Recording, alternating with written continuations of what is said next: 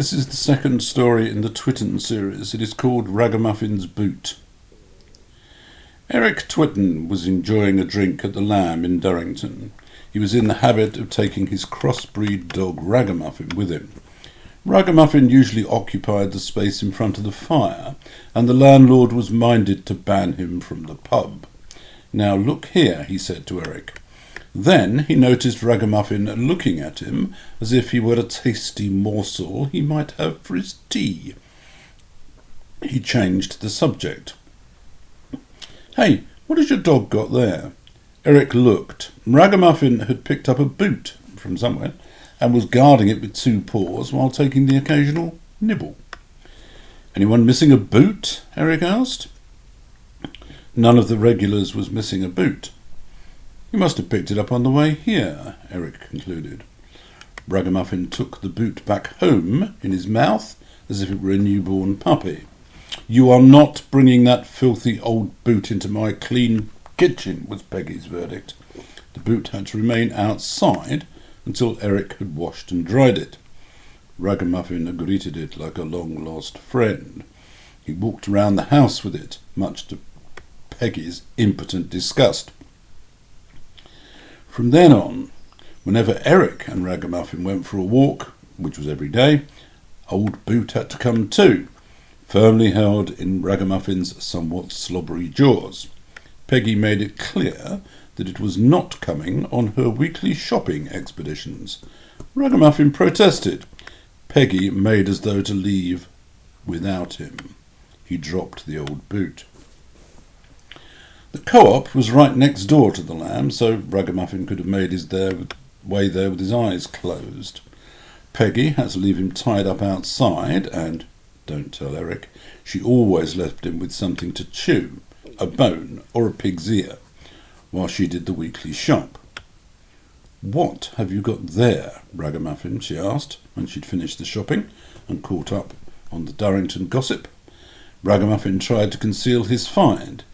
"It's another boot," Peggy concluded.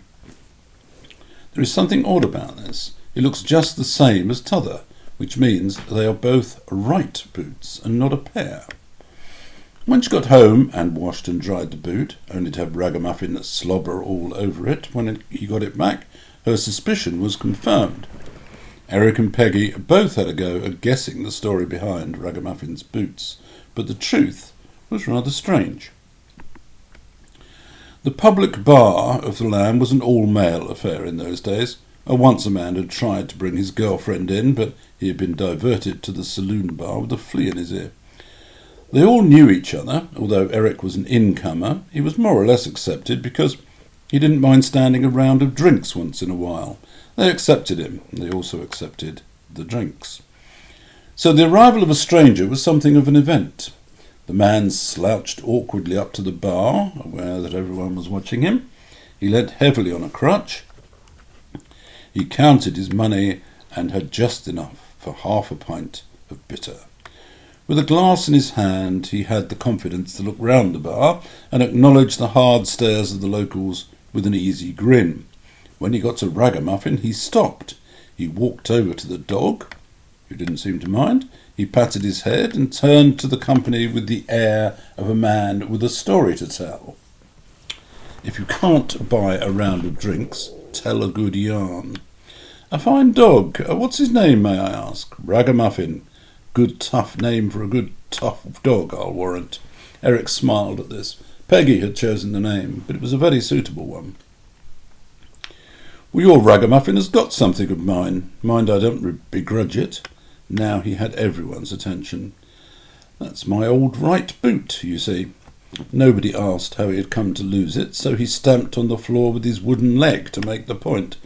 "Yes, I lost my leg to a blasted French cannonball, so I don't begrudge a Ragamuffin here any of my shoes he may take a fancy to."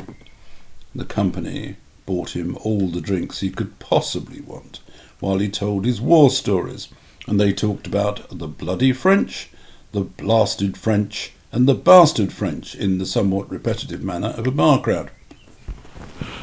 Eric chanced upon the stranger later that evening as they wandered unsteadily, from the lamb. The stranger approached him confidentially. Eric,